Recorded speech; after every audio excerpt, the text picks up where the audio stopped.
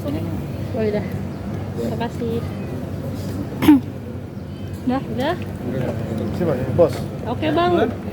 Untuk hari ini agenda sidangnya seperti apa tadi di dalam? Agenda hari ini, tapi saya mau flashback ya sebelumnya, bahwa tidak ada kemajuan sama sekali di pernikahan di upaya Andri untuk bersatu kembali, karena di sidang kemarin itu ada ledek-ledekan lagi dari Andri.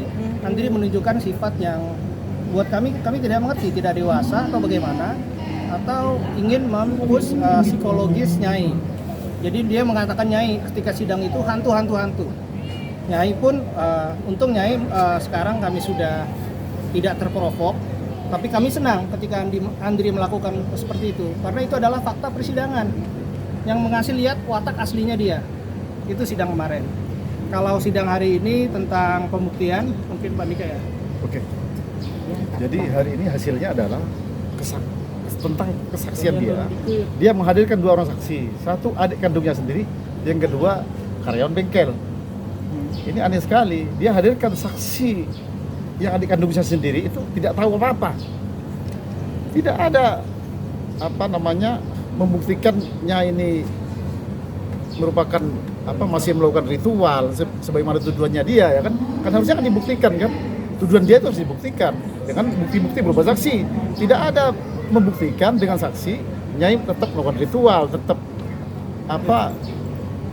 menggunakan obat-obatan atau narkotika sampai sekarang. Tidak ada buktikan itu. Saksi yang dihadirkan adiknya itu tidak tahu apa, sama sekali tidak tahu apa. Taunya hanya bahwa sudah bisa ranjang. Apa sebabnya? Ditanya apa sebabnya saksi? Tidak tahu juga. Terus yang lucunya lagi tentang saksi yang kedua ini bengkelnya, justru menguntungkan pihak Bu Roro. Diterangkan oleh saksi karyawan itu, Muhammad Irfan namanya, di bawah sumpah bahwa yang menggaji tiap minggu dia sama 6 karyawan lainnya adalah Bu Roro. Kemudian ditanya apa menguntungkan bengkelnya, dia tidak tahu. Kan ada klaim dari pihak Andri bahwa setelah menikah Bu Roro justru bangkrut. Justru menguntungkan itu yang menggaji si Bu Roro begitu. Cukup begitu dari kami tentang hasil sidang hari ini ya, saksinya dia. Bang Roro sendiri nggak hadir. Kenapa Bang yang baru Roro? Ya. Nyai Roro nggak ada. Ya, dianggap tidak penting buat si Nyai. Ya. Nyai. Bang yang baru Roro. Ya. Nyai Roro nggak ada. Ya, dianggap tidak penting buat si Nyai. Ya. Nyai kira pasti saksinya tak ada yang berbobot.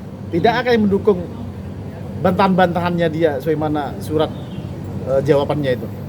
Dia yakin bahwa tidak mungkin saksinya mendukung, itu bohong semua, itu bantahan-bantahan. Saksi akhirnya terbukti kan tadi kan, tidak ada yang mendukung klaim-klaimnya si pihak si Andri ini, tidak ada. Malah justru menguntungkan kami saksi-saksinya si pihak Andri ini tergugat ini. Satu ini menarik ini. Dia kawin sebanyak 3 kali. Kawin pertama punya anak 4. Kemudian cerai. Saya pertanyakan, anaknya ikut siapa? Ikut bapaknya. Ikut ibunya, mohon maaf. Terus yang kedua, saya pertanyakan, istri yang kedua kan cerai itu, kemudian menikah lagi. Istri yang kedua punya anak 2. Kemudian ditanyakan oleh kami, setelah cerai ikut siapa? Ikut ibunya. Kemudian pertanyaan saya ke adik kandungnya itu, apakah bapaknya itu terhadap anak-anaknya 6 orang itu sampai sekarang masih tanggung jawab memberikan nafkah harian, sekolah, pendidikan, segala macam? Dijawabnya tidak tahu. Artinya adiknya sendiri ragu jika kakak kandungnya bernama Andri ini tanggung jawab terhadap anak-anaknya.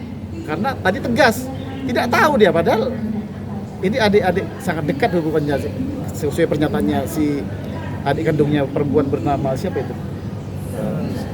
Inisial. Lupa kami. Nah itu. Bang, itu orang yang saksi yang bengkel itu orang yang komunikasi yang kemarin katanya ngasih tahu sama Mbak Roro juga nggak? Yang katanya dia ngeband itu apa gimana? Atau orang yang berbeda? Orang yang berbeda. Jadi Pak Andri juga pernah hampir kepergok karena perjanjian berdua kali dengan selingkuhannya di bengkel. Pak Andri itu sempat mengumpat di dalam toilet WC-nya itu. Ya, jadi ya Pak Andri jadi sempat kepergok karena berjanjian 2 kali. Pak Andri itu sempat di bengkel itu ngumpat. Jadi untuk tempat selain bengkel itu untuk bekerja juga Pak Andri tempat untuk berselingkuh. Ya maka itu kami tanyakan apakah dia mengenal ataukah tidak lagi dengan dia saksi. Terus jawabannya apa, Bang? Dia mengatakan tidak tahu, tapi saya juga ragu dengan orang bengkel ini karena mengatakan tidak pernah tutup cemong itu. Sementara Pak Andri sendiri di media mengatakan cemong itu tutup, rugi, bangkrut lah istilahnya. Sebelum ketemu Nyai. Sebelum ketemu Nyai. Nyai itu membiayai cemong itu orang bengkel ini karena mengatakan tidak pernah tutup cemong itu. Sementara Pak Andri sendiri di media mengatakan cemong itu tutup, rugi, bangkrut lah istilahnya. Sebelum ketemu Nyai. Sebelum ketemu Nyai. Nyai itu membiayai cemong itu tahun 2022. Dia buka kembali. Akhirnya buka kembali. Sebelumnya itu sudah tutup. Jadi peralatan semua sudah dibereskan.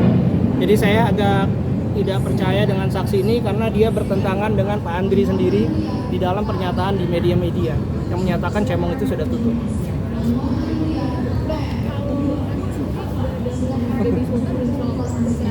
Ya, jadi gini, kami terus untuk memberitahu Nyai agar memberi akses. Kami juga sudah menyiapkan kapan akan bertemu. Tapi dari itu, dari sidang kemarin aja yang sebelum ini, Andri tetap meneror Nyai, mengatakan hantu itu perbuatan yang tidak apa ya, di dalam sidang itu kan kita harus menjaga etika kita, merayu istri kita, tapi kebalikannya. Jadi Nyai tetap takut gitu. Sehabis dia mengatai hantu-hantu, Pak Andri ingin memeluk Nyai. Nyai di situ takut, dia ngibrit keluar. Itu yang terjadi. Itu yang kondisi psikologi klien kami terhadap Pak Andri. Agenda selanjutnya apa, Bang? Akhirnya selanjutnya nanti seminggu lagi kesimpulan. Jadi hasil pencerahan bukti-bukti surat, kemudian saksi-saksi itu merupakan fakta persidangan, kita simpulkan. Nah, tapi gitu. Justru semuanya pendeknya begini. Fakta-fakta persidangan justru menguntungkan atau mendukung gugatan klien kami, Bu Roro. Yang mana ahlinya dia, saksinya dia itu harusnya mendukung bantahannya dia, justru mendukung gugatannya Bu Roro. Termasuk adiknya sendiri itu. Begitu. Oke.